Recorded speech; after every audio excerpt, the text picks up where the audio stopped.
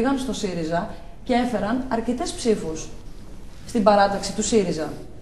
Ο κύριος Βενιζέλος όμως τοποθετήθηκε και είπε ότι όλοι αυτοί είναι εκφραστές του παρακμιακού ΠΑΣΟΚ και έδειξε ότι δεν τον αφορά και τόσο το ότι φεύγουν και πηγαίνουν στο ΣΥΡΙΖΑ.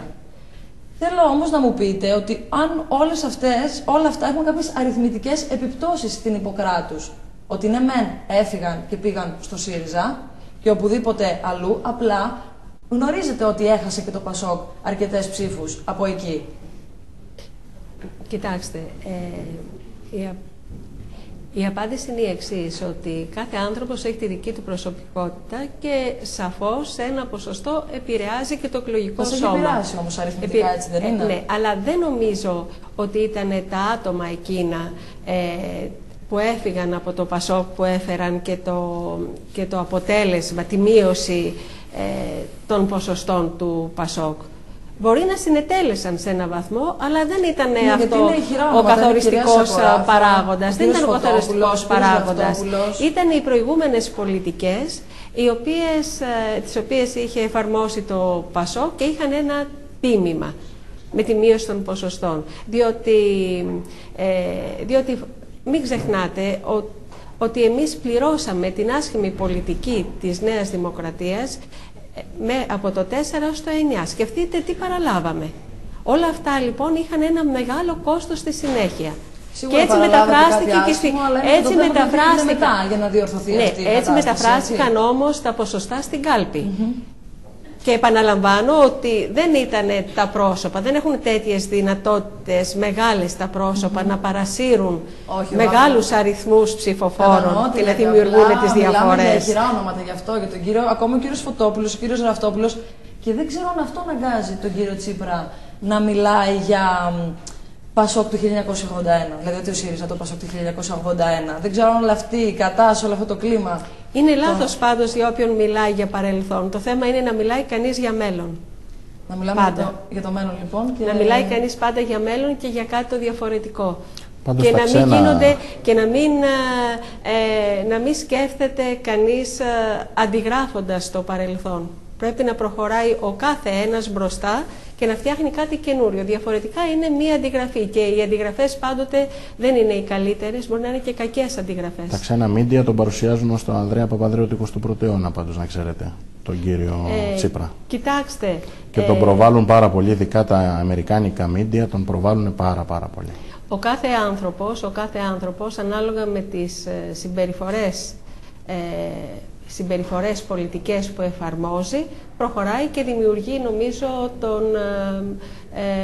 δημιουργεί τη δική του βαρύτητα ως προς την προσωπικότητά του.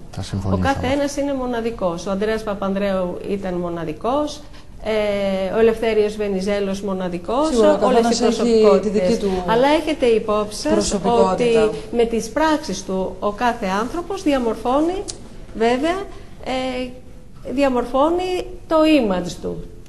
Μάλιστα. Ευχαριστώ πολύ. Να σας ρωτήσω κάτι τώρα που αναφερθήκαμε στον κύριο Τσίπρα. Έχουν και κυκλοφορήσει κάποια σενάρια για πιθανή συνεργασία ΣΥΡΙΖΑ και του κόμματός σας, των Ανεξαρτήτων Ελλήνων. Και ότι αν δεν ασκεί τόσο σκληρή κριτική από τα στελέχη του ΣΥΡΙΖΑ, ίσως να είχατε προσχωρήσει σε αυτήν τη συνεργασία. Γιατί όπως έχετε αναφέρει, νομίζω ότι αναφέρει το κόμμα σας εννοώ, όπως έχει τοποθετηθεί ότι το οικονομικό σας πρόγραμμα ταιριάζει με εκείνο του ΣΥΡΙΖΑ. Έχετε σκεφτεί ποτέ πιθανή συνεργασία, εφόσον υπάρχει και αυτή η κλίση ως προς το οικονομικό πρόγραμμα? Δεν θα διαφωνήσω για καμία συνεργασία. Οι ανεξάρτητοι Έλληνες είναι ξεκάθαροι. 7 θέσεις έχουν τεθεί στο τραπέζι των διαπραγματεύσεων και μετά τις πρώτες εκλογές. Οι ίδιες ισχύουν και τώρα. Όποιος κομματικός οργανισμός πιστεύει ότι μπορεί να καλύψει και μπορεί να συμφωνήσει σε αυτές τις 7 θέσεις, δεν κλείνουμε την πόρτα σε κανέναν, σε κανένα κόμμα, σε κανένα κίνημα. Να ξέρετε κάτι, ότι είναι θέσεις και αξίες οι οποίες νομίζω ότι δεν θα διαφωνήσει κανένας. Μπορεί κάποιοι να λένε ότι δεν είναι εφικτό να γίνουν. Πάντως δεν είναι κανείς που είπε ότι δεν είναι σωστές αυτές οι θέσεις. Με αφορμή αυτό που μου είπατε, ότι δεν αποκλείεται καμία συνεργασία με κανένα κόμμα. Μα δεν απέκλεισε ποτέ Ο κύριος Καμένος στην αρχή, γιατί έχει γίνει και ένα θέμα τώρα ότι ανασκευάζει τις δηλώσεις του. Είχε δηλώσει ότι δεν πρόκειται ούτε νεκρός να συνεργαστεί με Νέα Δημοκρατία και Πασόκ. Και τώρα το προσωποποίησε με Σαμαρά και Βενιζέλο. Μα αυτό είχε πει από την αρχή. Με Σαμαρά και Βενιζέλο. Δηλαδή ότι αν ζητηθεί από τον κύριο Καμένο να συμμετάσχει σε μια κυβέρνηση προσωπικότητων, την οποία θα στηρίζουν Πασόκ και Νέα Δημοκρατία, αλλά δεν θα συμμετέχουν ο κύριος Σαμάρας και ο κύριος Βενιζέλος, θα είναι θετικός? Νομίζω ότι θα είναι θετικός. Επαναλαμβάνω και ίσως γίνομαι κουραστικός για την εκπομπή σας, εάν πληρούν τις 7 θέσεις τις οποίες έχουμε θέσει. Ευχαριστώ πολύ. Είναι ξεκάθαρη, νομίζω, είναι ξεκάθαρες οι θέσεις των ανεξάρτητων Ελλήνων. Μάλιστα. Θέλω να μείνουμε λίγο στο ΣΥΡΙΖΑ.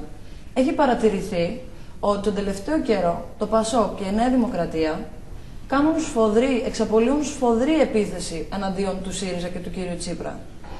Αυτό, ωστόσο, μήπως γυρίσει, θεωρώ εγώ, σε μπούμερανγκ και τον έχετε μετατρέψει το ΣΥΡΙΖΑ ως ένα εναλλακτικό πόλο και όλο αυτό αντί να κάνει καλό στην παράταξή σας, αντιθέτως κάνει κακό, γιατί πολλοί θεωρούν ότι τον έχετε μετατρέψει το ΣΥΡΙΖΑ και τα δύο κόμματα, και η Νέα Δημοκρατία και το ΠΑΣΟΚ, σε μια πολιτική κολυβήθρα του Σιλάμου, ώστε να ξεπλύνουν τα νομίματα του δικομματισμού. Μήπως όλο αυτό γυρίσει εναντίον σας? Με συγχωρείτε. Δεν νομίζω ότι το ΠΑΣΟΚ έχει στραφεί εναντίον κανενός. Το ΠΑΣΟΚ εφαρμόζει την πολιτική του. Τώρα έχουν πέσει τόνοι. Εφαρμόζει την πολιτική του. Από εκεί και πέρα η κάλπη που είναι ο δείκτης της δημοκρατίας, σύμφωνα με το αποτέλεσμα θα μας δείξει ποιοι είναι οι επιλεγμένοι του ελληνικού λαού. Αν μου επιτρέπετε, διαβάζοντας σε εφημερίδα ερχόμενος στο κανάλι σας, διάβασα ότι ετοιμάζει αντεπίθεση ο ΣΥΡΙΖΑ κατά των θέσεων του ΠΑΣΟΚ. Δεν ξέρω μήπως... Τώρα τελευταία δεν ξέρω αν το έχετε παρατηρήσει κι εσείς ότι έχουν πέσει λίγο οι τόνοι μεταξύ ΠΑΣΟΚ και ΣΥΡΙΖΑ, γιατί λένε σενάρια ότι το ΠΑΣΟΚ επωφελείται από με το να βγει ο ΣΥΡΙΖΑ πρώτο κόμμα, εφόσον θέλουν μια κεντροαριστερά κυβέρνηση, θα είναι ο κορμός αυτή, ότι θα είναι αρκετά ωφέλιμο για το ΠΑΣΟΚ να βγει ο ΣΥΡΙΖΑ. Γι' αυτό και λένε ότι έχουν πέσει τόνοι. Δεν ξέρω αν συμφωνείτε μαζί μου, αν το έχετε παρατηρήσει τις τελευταίες εβδομάδες. Δεν είναι τόσο σφοδρή επίθεση όσο ήταν. Όχι, δεν είναι, γιατί έχουν στραφεί ίσως προς το εξωτερικό οι αρχηγοί των δύο κομμάτων και κάπου λιγάκι με τα εσωτερικά δεν πολύ ασχολούνται. Βλέπουμε πολλές επισκέψεις στην Ευρώπη, σε αρχηγούς κρατών, στην Ευρωπαϊκή Ένωση. Οπότε μάλλον εκεί θα οφείλεται το ότι δεν υπάρχει αυτή η σύγκρουση. Νομίζω τώρα που επανήρθαν όλοι και μπήκαμε πλέον και στην τελική ευθεία της προεκλογικής μας αυτής κατάστασης, θα δείτε ότι θα ανέβουν πάλι οι τόνοι. Οπότε εφόσον έχουμε αφήσει το εξωτερικό και γυρνάμε του εσωτερικού... Ναι, αλλά με συγχωρείτε που σας διακόπτω. Επιτέλους, δεν πρέπει να σκεφτούμε ελληνικά? Δηλαδή να αφήσουμε πλέον τις μικροπολιτικές και τις μικροαντιπαραθέσεις και να πάμε μπροστά για την πατρίδα μας. Εμάς μας ενδιαφέρει στις 17 Ιουνίου να έχουμε λύσεις. Αυτό μας ενδιαφέρει όλους. Πρέπει λοιπόν, αυτό θέλουν όλοι οι Έλληνες πολίτες. Πρέπει λοιπόν με σύνεση να σκεφτούν όλοι οι Έλληνες, να αποφασίσουν και στις 17 Ιουνίου όλοι οι ενωμένοι να κοιτάξουμε το συμφέρον της πατρίδας μας. Στις 6 Μαΐου το ίδιο είπαμε. Όλοι οι ενωμένοι να κοιτάξουμε το συμφέρον και καταλήξαμε στο να κάνουμε. Έχετε σκεφτεί το ενδεχόμενο, και στους δύο απευθύνομαι, τρίτων εκλογών? Τι μπορεί να υπάρξει, αν υπάρχει το σενάριο και η πιθανότητα να γίνουν τρίτες εκλογές? Αυτό είναι μια μεγάλη ταλαιπωρία για τον κόσμο. Υπάρχει. Πολύ μεγάλη. Υπάρχει, δεν υπάρχει? Πρέπει οπωσδήποτε να γίνει κυβέρνηση. Στις 17 Ιουνίου, στις 18 μάλλον έτσι, στις 18 πρέπει η Ελλάδα να έχει κυβέρνηση. Και να έχει μια κυβέρνηση δυνατή που θα πάει μπροστά τον τόπο.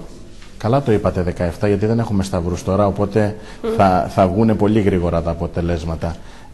Πιστεύω ότι τα αποτελέσματα των επόμενων εκλογών δεν θα είναι πολύ διαφορετικά από τις προηγούμενες εκλογές. Κανείς δεν ξέρει, δεν μπορεί κανείς να Νομίζω ότι δεν έχει αλλάξει κάτι τόσο δραματικά, ούτε κάποιο κόμμα έδωσε τέτοια σιγουριά στην κοινωνία ώστε να ψηφιστεί.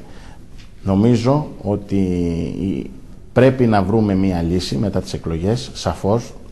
Δεν θεωρώ ότι είναι σωστή λύση να πάμε σε τρίτες ή τέταρτες εκλογές. Ευελπιστούμε όλοι γι' αυτό βέβαια. Η Ελλάδα έχει τεράστια προβλήματα καθημερινότητας.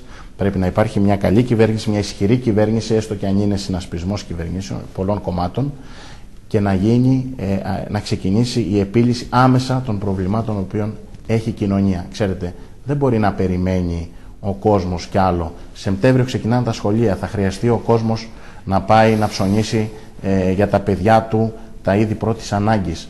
Θαρώ ότι φέτος θα είναι σε πολύ δύσκολη κατάσταση, όσο και ο δανεισμός πλέον των τραπεζών έχει περιοριστεί σε μηδενικά επίπεδα.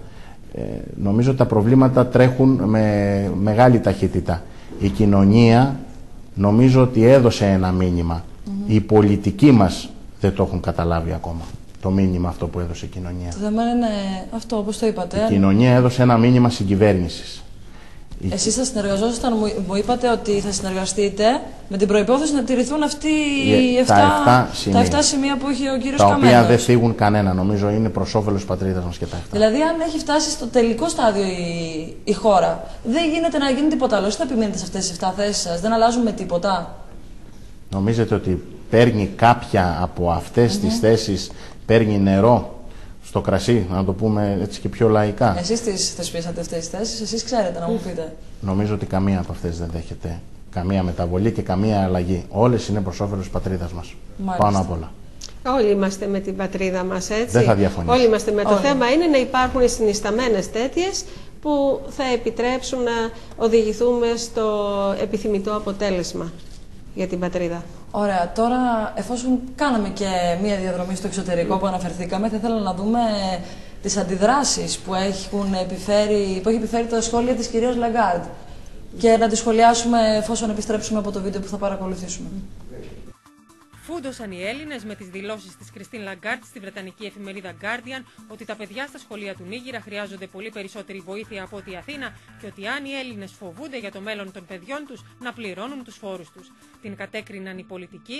Το ύφος ήταν απαράδεκτο, προσβλητικό. Υπήρξε πολύ μεγάλη αντίδραση και στο διαδίκτυο και η κυρία Λαγκάρντ αναγκάστηκε να συσκευάσει. Και χαίρομαι γιατί αναγκάστηκε να ανασκευάσει, γιατί αυτό δείχνει ότι λαμβάνει υπόψη της την αντίδραση μιας υπερήφανης χώρας και ενός υπερήφανου λαού. Το τελευταίο που επιζητούμε στην Ελλάδα είναι η συμπάθειά της. Τους φόρους οι Έλληνες εργαζόμενοι τους πληρώνουν και είναι δυσβάστακτοι. Πραγματικά ο μέσος Έλληνας αναρωτιέται αυτή την περίοδο, με τέτοιες δηλώσεις, τι μπορεί κανείς να επιδιώκει. Της επιτέθηκαν και χιλιάδες άνθρωποι στο προφίλ της στο Facebook με καθόλου κολακευτικούς χαρακτηρισμούς, με σχόλια όπως «Ποια νομίζεις ότι είσαι», «Κάποιος να της κλείσει το στόμα επιτέλους», «Βούλωσέ το γριά» και όχι μόνο. Στην απάντησή της, η Διευθύντρια του Διεθνούς Νομισματικού Ταμείου από το καμία συμπόνια περνάει στην κατανόηση, αλλά υπό όρους. Όπως έχω πει πολλές φορές πριν, συμμερίζομαι τον ελληνικό λαό για τις προκλήσεις που αντιμετωπίζει. Γι' αυτό το Διεθνές Νομισματικό Ταμείο υποστηρίζει την Ελλάδα. Σημαντικό κομμάτι αυτής της προσπάθειας είναι ότι όλοι πρέπει να επομιστούν ένα δίκαιο μέρος της ευθύνης, ειδικά οι πιο προνομιούχοι και ιδίως όσον αφορά στην καταβολή των φόρων. Τις απόψεις Λαγκάρντ επέκρινε και το Παρίσι. Βρίσκω την άποψή της ολίγων σχηματική και γελιογραφική. Εκτιμώ ότι σήμερα δεν υπάρχει κάποιο δίδαγμα για να δοθεί. Αυτά δήλωσε η κυβερνητική εκπρόσωπος Νατζάτ Βαλό Μπελκασέμ στο δίκτυο Canal Plus. Και ενώ η Βρετανία μελετά μέτρα για τη μετανάστευση από χώρες όπως η Ελλάδα και η Ισπανία σε περίπτωση κατάρρευσης του ευρώ, η γερμανική ταξιδιωτική εταιρεία TUI συμβουλεύει τους πελάτες της που θα επισκεφτούν την Ελλάδα να έχουν μαζί τους περισσότερα μετρητά για να μην επηρεαστούν από ενδεχόμενο περιορισμό της ρευστότητας και επιστροφή στη δραχμή. Στην Ισπανία, η κυβέρνηση μελετά το ενδεχόμενο συγχώνευσης της καταχρεωμένης τράπεζας Bankia με δύο μικρότερες τράπεζες και στην Πορτογαλία χιλιάδες διαδηλωτές καταδίκασαν τη συμφωνία που υπέγραψε η κυβέρνηση της χώρας με την Τρόικα πριν από 1 χρόνο. Τώρα, εφόσον δούμε το βίντεο, θέλω ένα πρώτο σχόλιο. Ποιος θέλει να ξεκινήσει? Σας αφήνω. Θέλετε να μου κάνετε πρώτο σχόλιο, εσείς?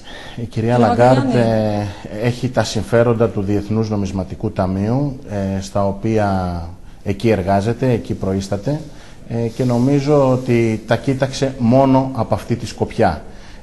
Ξέχασε το ανθρώπινο, Ξέχασε ότι η Ελλάδα ανήκει στην Ευρωπαϊκή Ένωση και είναι ένα σύγχρονο κράτος, και νομίζω ότι εκ του αποτελέσματος να το κρίνω ότι η κυρία Λαγκάρντ, επειδή ανασκεύασε